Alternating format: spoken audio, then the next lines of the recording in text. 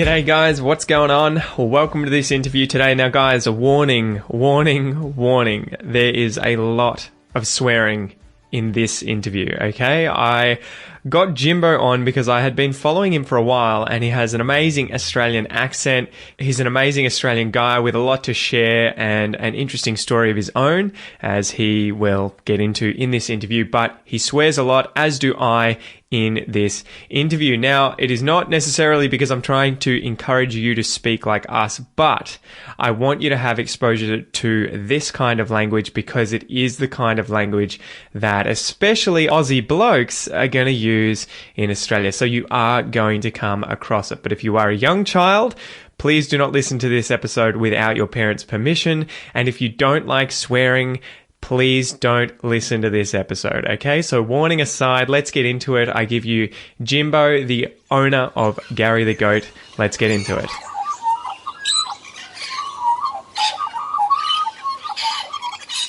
G'day guys, welcome to this episode of Aussie English. Second try, Jimbo, second try. We had a really bad connection last time, but this time it's going to work. It's going to be perfect. How are you going, mate?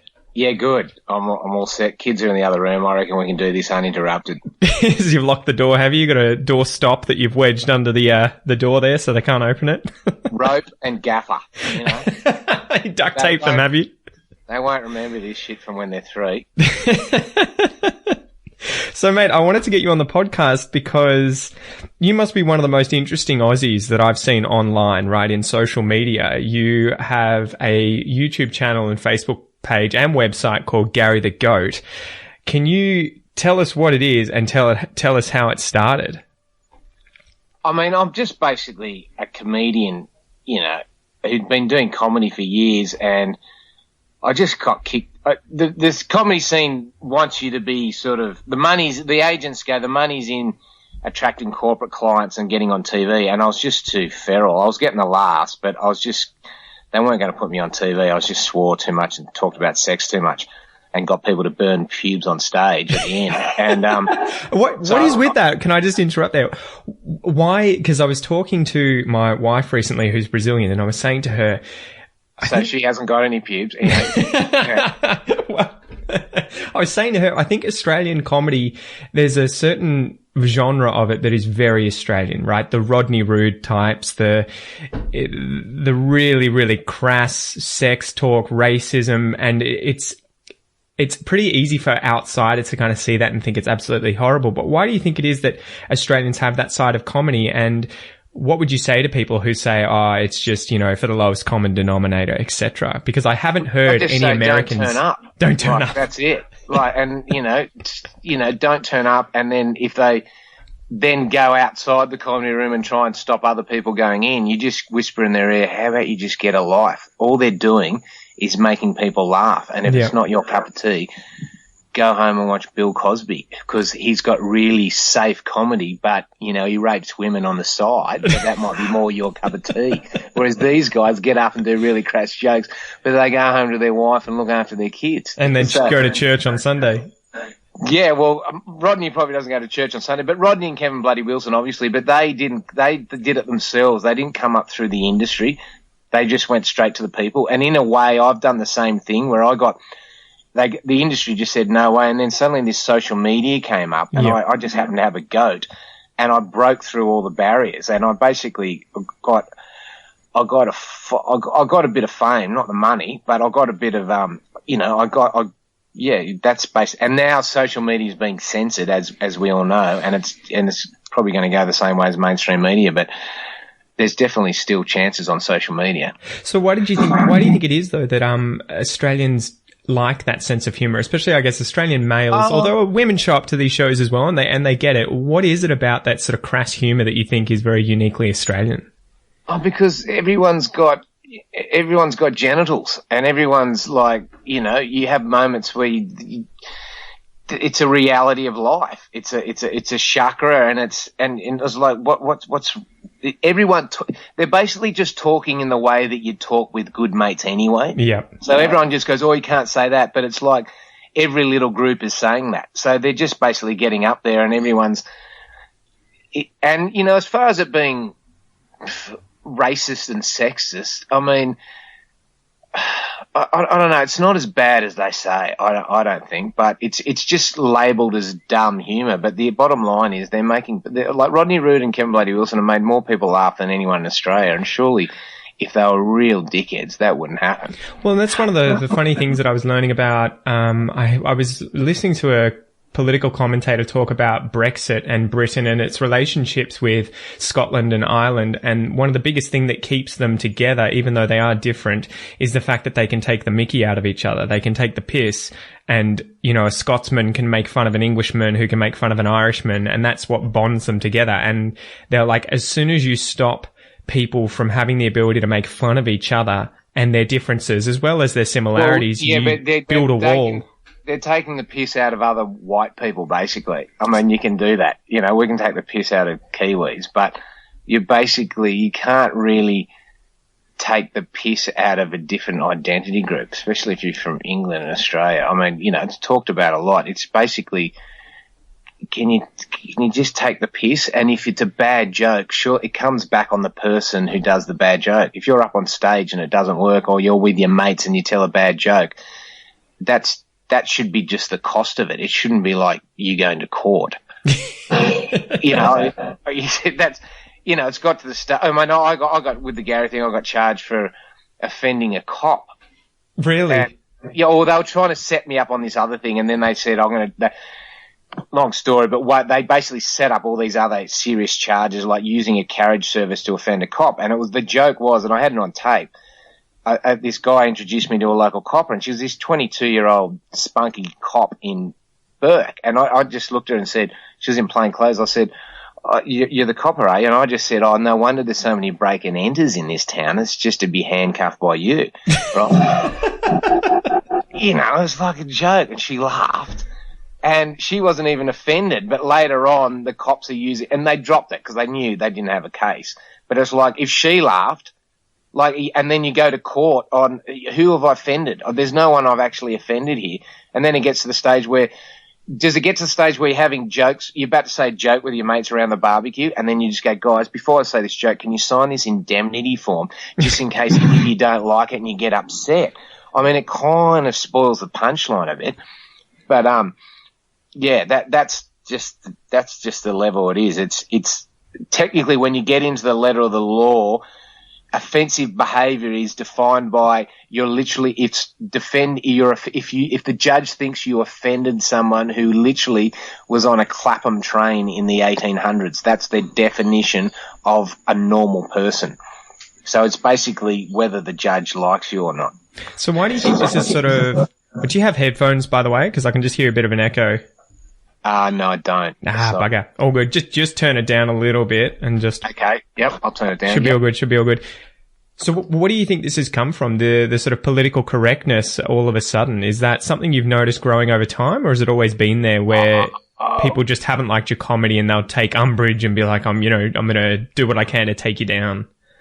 I mean, if I do a comedy set and no one's upset, I feel like I haven't really given the crowd value for money. I mean,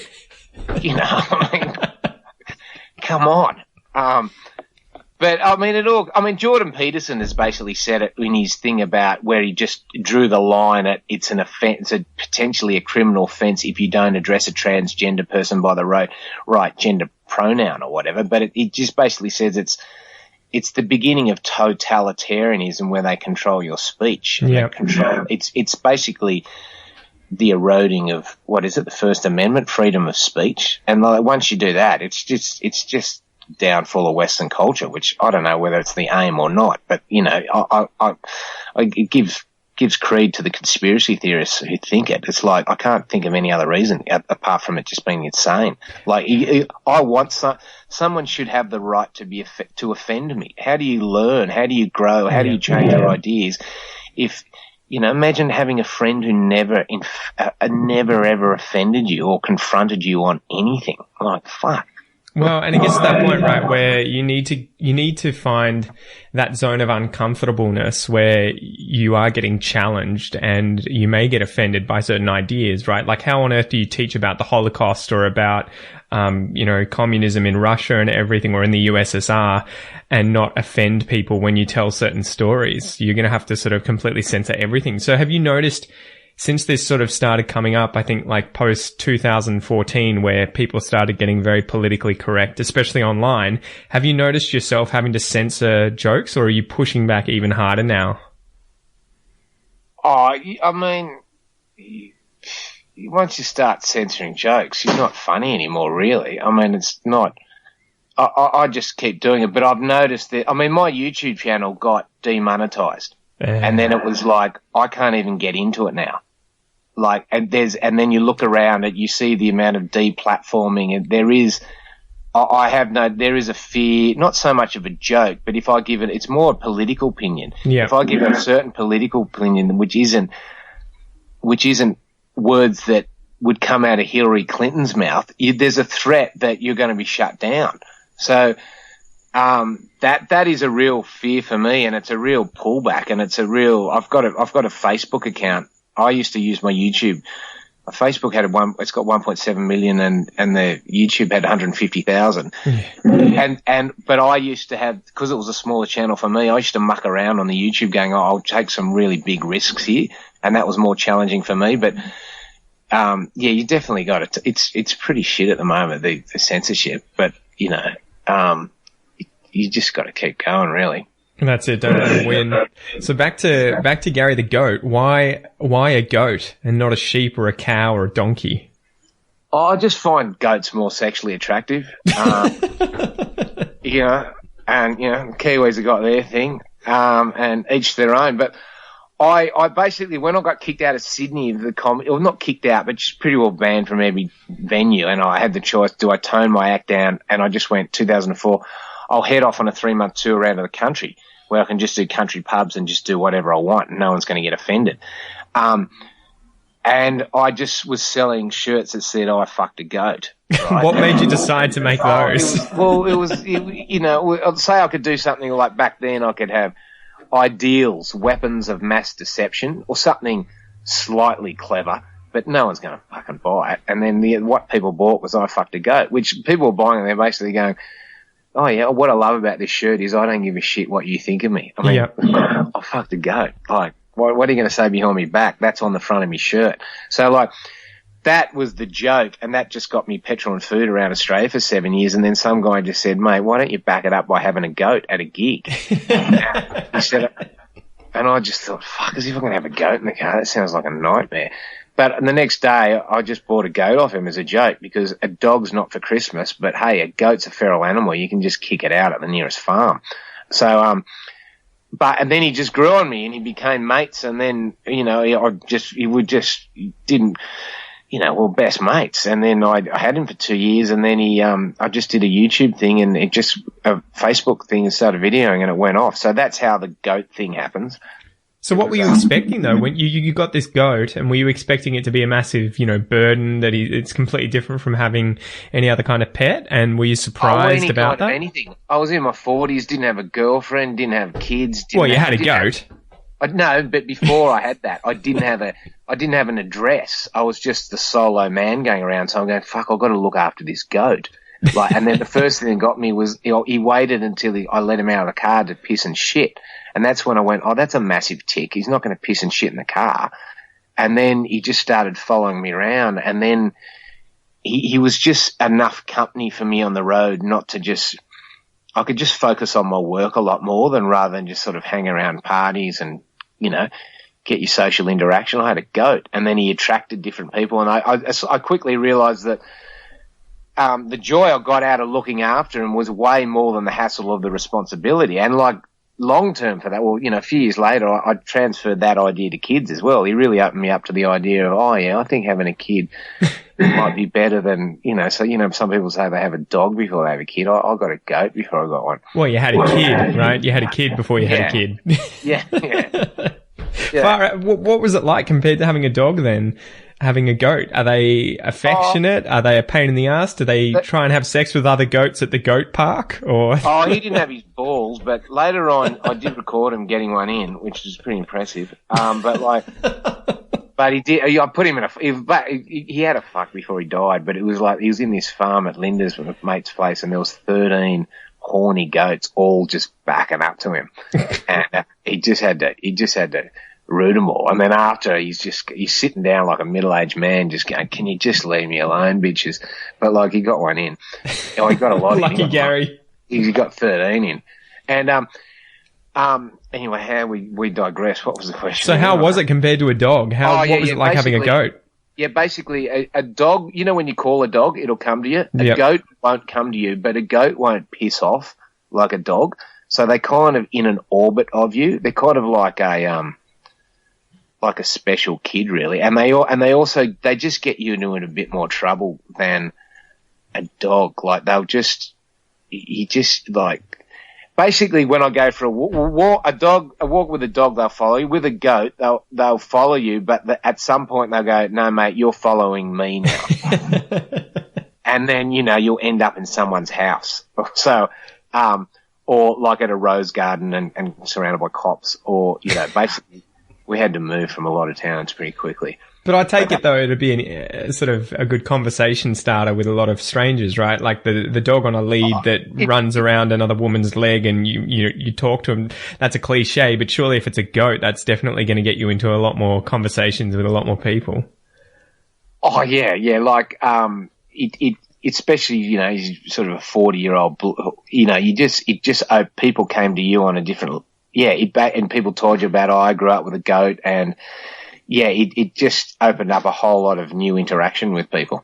So it was great, but goats go spare if you not with them all the time. So like a dog, you can leave them, but it really suited me on the road. But people try and have a goat at home and they just go bleat, and it's not like a dog you can leave them. But I highly recommend goats. They're just a bit different. And so when did you realise that you could make videos with Gary in them, and, that he was going to be a bit of a classic, bit of entertainment for other people online? I had a Facebook page for about 2 years, and it was just still photos. And I didn't really get much action. And then I got a camera upgrade and had a video thing on it. So I just put it on Movie Maker, and I just happened to be going down to the dog park, and I just started using the video. And then I just put Gary in this dog park with all these dogs, and then I just edited up a video one night and just uploaded it, not really thinking much of it. And I came down in the morning, and he'd gone from 5,000 followers to 60,000 overnight. And I just went, shit, they like this goat. More than me. Yeah, and then I just started doing goat videos, and they just wanted more and more, and it just went up to nearly 2 million in the space of a couple of years. And that's when I knew that people like this goat. But I think in retrospect, I had him for 2 years, so he was really humanised by the time I just suddenly doing goat videos, and I just took it for granted that he was a goat that followed me around, and that was pretty weird, especially to most city people, and I'd been out in the outback with him. So yeah, but it's so funny because the way that I got onto you was obviously seeing these videos go around on Facebook, and I think the first one that I ever saw was Kevin's a cunt. And I remember just... Oh, yeah, that was a bit late. I mean, Kevin was almost bigger than Gary. Yeah, he was.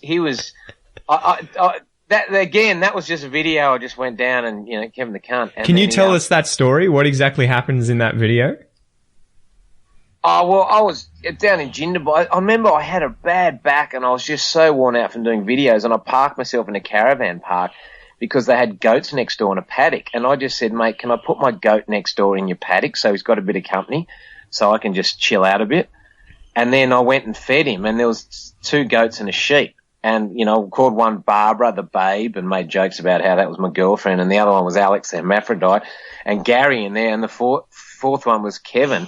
His name was Kevin. And he was like the alpha goat in the paddock. And when I had a Weet-Bix, he'd just butt everyone out of the way. And I was just trying to share the Weet-Bix. I'm just saying, get away, Kevin, you cunt. Stop being a cunt. It was just 1 minute of me just abusing this goat, calling him a cunt.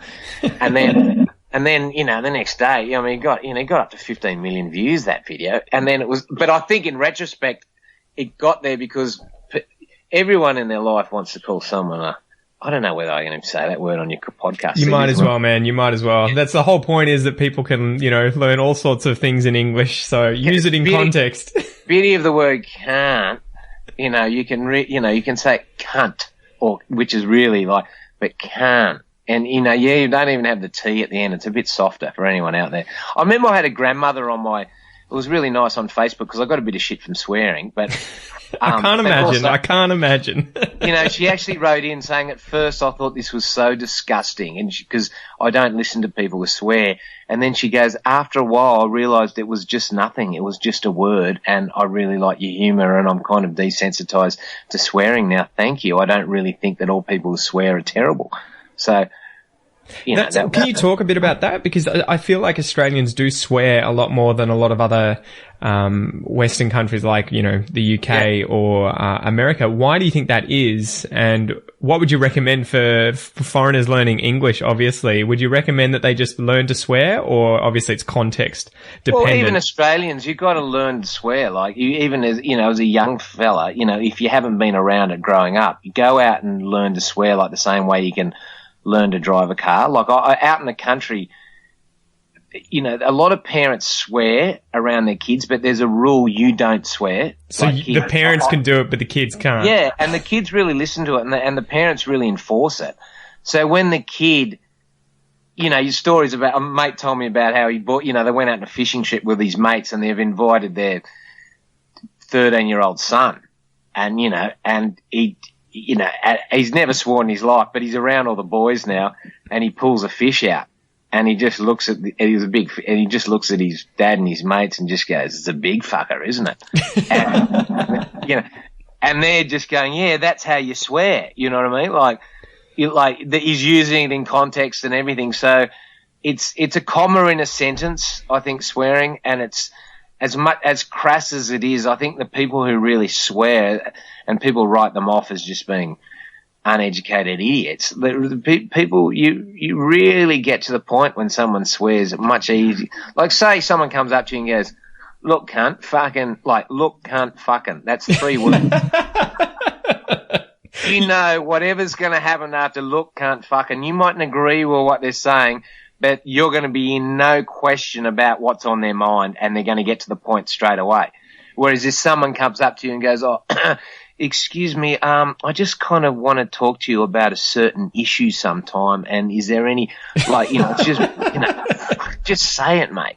So there's a real intelligence in swearing, I think, as well, which is, if you don't get it, you probably just don't swear. And the irony is, you learn to swear.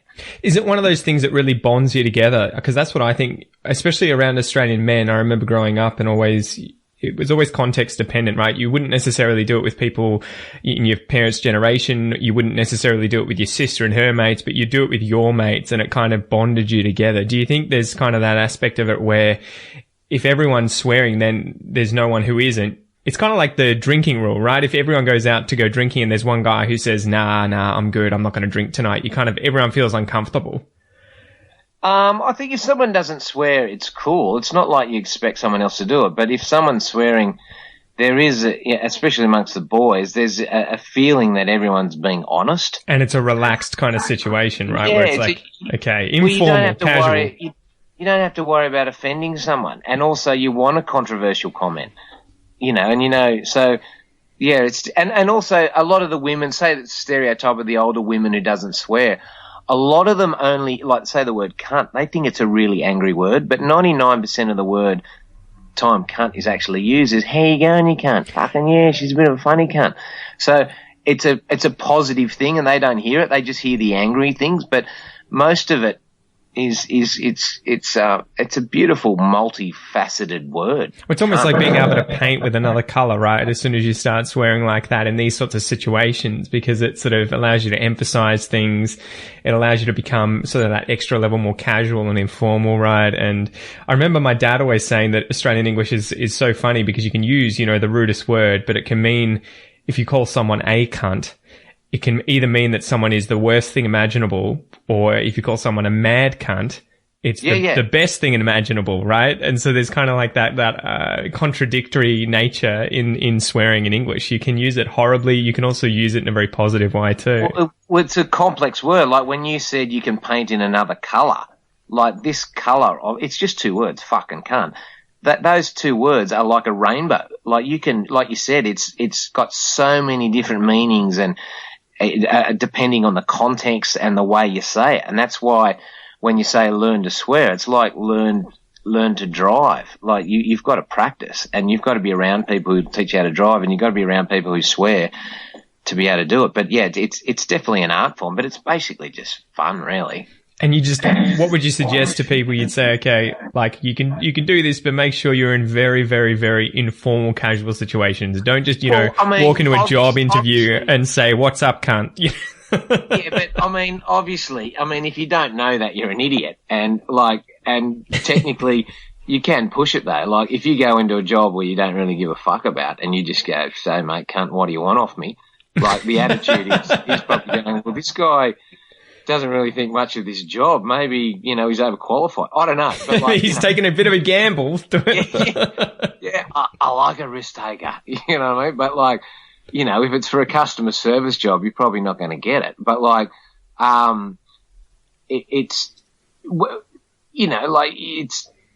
don't really swear much in my personal life. Like it's not really necessary.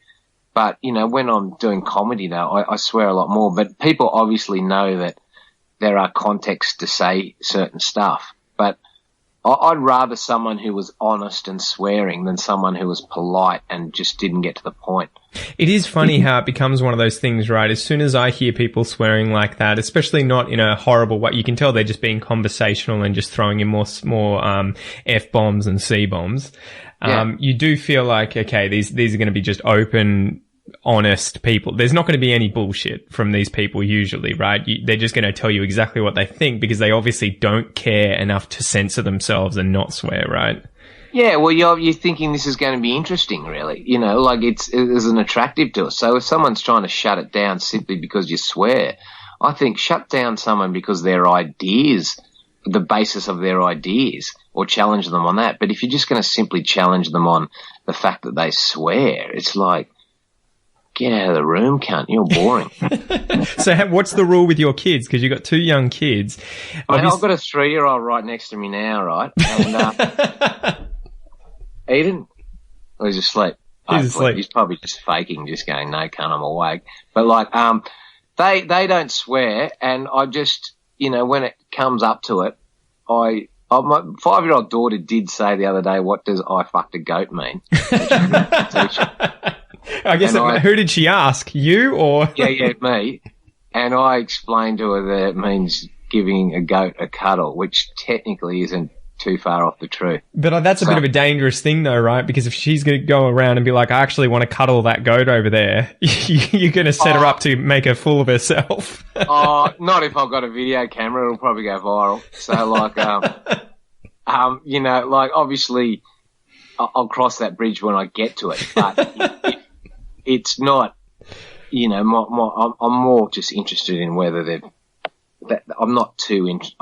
If she starts swearing in inappropriate places, I'll tell her. Yeah. But it hasn't got to that stage yet. But it's not really, because when you think about it, it's not, you're swearing. It probably doesn't register in their mind as a, it's not a noun. It's just kind of like it's a comma in a sentence. But I'll get to that point, but I've got worse issues. I'm more worried about other stuff than whether they can swear, and I'll definitely not encourage them to do that. Well, I take it they're pretty switched on, right? They're going to know when to do it, when not to do it, and that's how they learn, as opposed to, it's kind of like never teaching your kids not to do drugs, and then they're finally confronted with drugs. It's kind of like, well, you set them up to fail, really, if you don't sort of give them some exposure to it and context as to when and when not to do it.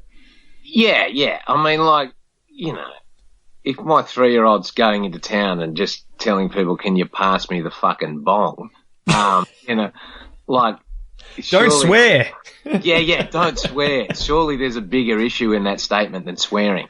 So, yeah, but, half the thing is, if we're all meant to be so politically correct where we don't do anything, you just get your humanity taken out, like we're talking previously to this, like this whole assault on masculinity now. It's like, at what point do you want to just take out your edge as a female or your femininity as a female and there's bigger issues in the world than swearing. And so fuck them if they're offended, basically. But obviously, if you're in court and, you're just going, "Fucking g'day, judge, how you going, cunt?" You really gonna score an own goal, I think, when it comes to the sentencing. Well, that's it. He's not going to have any excuses not to give you a few extra years. So far out, man. Yeah. So switching gears, you've travelled around Australia, obviously a shitload, doing comedy in different pubs and stuff. How would you say Australia differs when you go out of the city? Because I think a lot of foreigners, especially a lot of people listening to this podcast, will probably be living in places like Melbourne, Sydney, and Brisbane. Are they good representatives of the rest of Australia? Oh, no, obviously not. There's more difference going out to Windora or some outback town between Sydney and that town than there is between Sydney and Melbourne and London and Moscow or whatever. So I think there's just there's a huge difference. It's just there's a total relaxing of the laws, but more of a personal responsibility from people, and the humour's a lot more broader. They're politically a bit more conservative, but it's just open-minded in a different way. But yeah, it's just. But the big killer is that to drive out to these towns, it's huge petrol costs, and the hotels in all these towns are about $100 a night. I mean, I do mine on vegetable oil and I just camp, but yeah, it's definitely, and I think that's what my videos did. Aside from the goat, it was documenting country towns and country people. I suppose the stereotype of country towns, even in Australia, like outback towns, is you've got this Wolf Creek element. Like, you don't go out there, there's crazies and psychos. But in my experience of doing it for so years, it's just so full of people who would just go out of their way to help you. If you're broken down on the side of the road, they'll not only tow you, they'll probably fix it up before you need towing. So they'll tow your boot out of the mud, won't they? They'll tow your boot out. Yeah, you saw that. That was a good video where you were stuck, you'd bogged your car, right? And it was in the middle of nowhere. It looked like you were surrounded by desert. Yeah, that was Cameron's Corner. That was the top corner of New South Wales. It was, I was glad that car turned up. And then they've got the time to pull you out. And like he said, he goes, no, it could happen to anyone. And, towed my car out, and then he towed my boot out. He could have just gone, you bloody idiot, I'm in a hurry to get back to my farm. And then someone else turned up, and, I took the goat back and tried to get Gary to root their goats, and it was just whole female goats, and Gary nearly got raped. And that was my punchline. So, and then, lucky it's all on video, I edited it up. I like that video. Yeah, it's crazy. And do you feel like the rest of Australia, especially in the sort of suburbanized and, the cities of Australia, do you think we're sort of missing that community nowadays? Because there's just so many people around all the time, and we're so interconnected that we almost don't need to know our neighbours anymore, right? I kind of feel nostalgic for a time that's probably even before I was born, where people actually knew the names of their neighbours. Yeah, I mean, it's sort of the cliche, you go to the country and everyone says g'day, and you go to the city and no one does it. But the reality is there's not as many people around you, especially when you get right out there. Yeah. So you do say g'day. But, I mean, if you walk down Martin Place in the city and just started saying g'day to everyone and having a chat with everyone, you just wouldn't get anything done. So, like, the practicalities of it is there's basically, I mean, like, I travel around country towns and you get the best of it, but, people say it's different if you live in here. Like, you get circled up into gossip.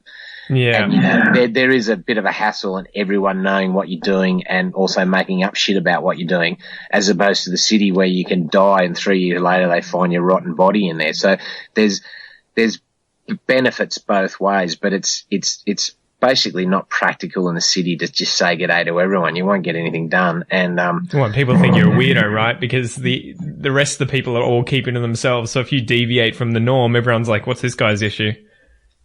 Yeah, I mean, you just got to, yeah, exactly. So you just got to, you got to cut through that by just going, how you going, cunt? And you'll find out pretty early whether they want to be friendly or not. And if you say it with a smile and a twinkle in your eye, you might get away with it and not be put in the paddy wagon. So it's hit and miss. Some days you're hot and some days you're not. So are there any like hidden away areas in Australia that you've sort of found, like hidden away gems, diamonds that you were like, holy crap, this town is here?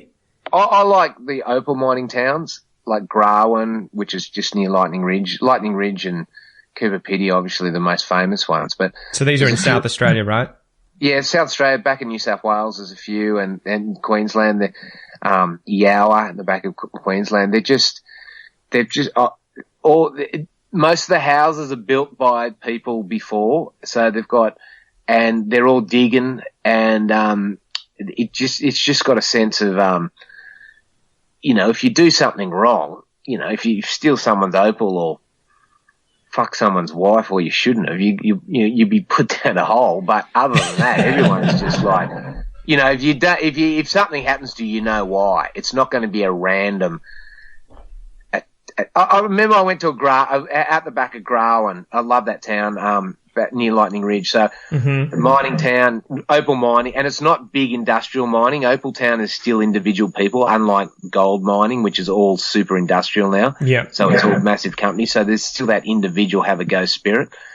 And you're sitting around with these guys. You've just been down their tunnels, and all these guys with big bushy beards and no teeth, and like when I first left Sydney, people go, "Oh, don't go out to these small country towns. Be careful, you'll be squealing like a pig, deliverance and all this." And then you go out to these towns, like you'll say, been down a mine, these guys with big beards and no teeth, and you're around a campfire and you're cracking a beer, and they go, "Where you from?" And then you go, "Sydney," and they go, "Oh, Sydney, scary place. You just walk down the street and some random will shoot you." So it's the opposite, the complete opposite, right? Well, yeah, they've got the same base fears about being killed, but just in a different way. And so you realise they're all the same. We're all projecting shit. It's just funny, really. You're just going, everyone's deep down scared of, but really, you're not going to walk. It's pretty safe walking through Sydney without. But if you grew up here, you're not really paranoid about being shot, and you grew up in an opal town, you're not really paranoid about someone throwing you down a mine shaft. So, it's just funny how the commonality between everyone is, especially the more you travel. It's great. So what are some of the lessons you've learned, and what are the best and worst things about being a comedian who's travelled all around Australia? Probably the worst thing is having no money, but when you have no money, that's when you look back, you go, that was when the best of wildest time happened. Especially when you don't have two kids to look after. But But I suppose the thing for me travelling, I've just introduced my kids, my girlfriend, and Gary knew it instinctively as a goat, is don't worry about stuff. Like if things aren't going your way, it's because there's something better coming up around the corner. Just ride out the lows, and just amazing things will happen, and you get addicted to that rhythm, and and that's really the privilege of people who travel unended. It's not like most people go, "I've got 2 weeks to do a holiday and I'll do a full itinerary and make sure everything goes right." But if you go away on a holiday and everything goes right, it's probably been a pretty boring holiday. So where would you suggest people go in Australia if they are to sort of, disappear, and how would you suggest they do it? Just plan to go somewhere, but don't plan how you're going to do it. Well, just give up your job, your relationship and everything, so you've got nothing that ties you to coming back at a certain date. That's how all good road trips begin. Yeah. Tell your husband or your missus that straight up. I might come back, but it's just going to be... Don't count on it. Yeah, if I have to give you a date where I come back, honey, it's really going to spoil this trip. So can you please understand me? I'd just say go to the towns that you haven't heard of before. Don't go to just drive and just drive. It's safe, and just stop and just get out there and, do a bit of part-time work, or just keep going. Don't have an itinerary. Just get in the car and drive. It's not that bad. Nothing really can go wrong. No one starves to death. And unless you're messing with anyone out there, no one's really going to do anything. Just take a lot of water. Have 30 litres of water in the car. Oh, not even that, really. People will stop. I mean, even in that spot in Cameron's Corner, someone would stop every half a day. But obviously take water but people go, I've got to get my car right. But if you break down, you break down. So many people go, how'd you end up in this town 20 years ago? I was driving through, I broke down, got my car fixed here, I was stuck here for a week, and then I saw a part-time job for 3 days, I took it, and then I met a girl, I stayed here a bit longer. Anyway, I got her pregnant, and here I am 20 years later. No kidding. so there's most of the country people, there's no plan in there. There's so many people with no plan, and you want to know what's ahead of you in the future. But I think it's a wonderful thing not knowing what the fuck's going to happen. But put yourself out there and travel and just keep doing it until, that, like the John Walker guy who's just traveled. He's been walking around Australia for 35 years. Really? There's no end point. He's just going to do it until he dies on the side of the road. He's just cutting laps. He's cutting laps, all right, with his feet. So, man, all right, finishing up, but what happened to Gary? I thought he had, and he was only 6, I thought he had bloat, and then I thought he had pneumonia, and then they said take him down to this specialist, and they said he had a whole lot of blood they had to drain. They did these tests, and then he was riddled with cancer, and then we had to put him down the next day. So, and I filmed it, and I've got the movie done, but I need about 20 grand for post-production, which I'm working on. And can you tell us about the movie? What exactly is it? Oh, before everyone said I'd do a movie on the life of Gary, but it just would have been a highlights reel. But I filmed him when he was getting sick and the whole process, and I filmed his death when he was euthanized. He went out not giving a fuck, just the way he lived, and that gave the whole, and then I've just tied. It's basically a belly full of laughs and a bucket full of tears. It's the life of Gary, and it's also showing Australia, all this Australia that we're talking about. So I'm hoping it's. But production companies just basically want to own it and then change the script. I want to do it so it's my script, and I've just got to keep inching ahead. If there's anyone out there who want to give me funding, I'll give you a return. People will watch this movie, but yeah. Well, that's it. Well, maybe you just have to invest some time in learning how to use the programs in order to make it yourself, and then just smash it out. Oh yeah, I can. I'm just full time looking after the kids at the moment, and I'm just I'll get there. Exactly. So I'll just go to that's the movie. It'll come out in about the year 2050. Stay tuned. Is there going to be a sequel? Oh, well, if I get Kevin the Cunt, they've offered me to get Kevin the Cunt, but Kevin the Cunt's probably just in a nursing home now. So we'll just see. I'd love to if I get clear all my debts and. I've got 3 and a 5-year-old and a girlfriend who's sort of semi into it. I'd love to just get a goat and hit the road again, but So 10 out of 10 would recommend get a goat and hit the road, and you're going to have a good time in Australia. Get a goat. When in doubt, get a goat and hit the road. Especially if you're just single and just fucking don't know what to do. Just get a goat. You'll have so much fun. And just swear a little bit more in casual situations and relax. Fuck yeah. So yeah. Awesome, mate. Well, how can people find out more about you? How can they find you on the social medias? Well, not on my YouTube. You can see my YouTube, but you can't contact me through it. Just Facebook, Gary the Goat, and obviously find you on YouTube at Gary the Goat as well. Yeah. So that's about it, really. Oh, brilliant. Well, Jimbo, thank you so much for joining me today, and thank you so much for expanding the rude vocabulary for the listeners. It's been well overdue, I think. Yeah, well, any time, Peter. And thanks. It's the first podcast I've ever done. I've had fun. Cheers. It was fucking mad. Thanks. You're a mad cunt. Fuck, you've offended me, cunt. Fuck you. Thanks again, man. Yeah, cheers, Peter.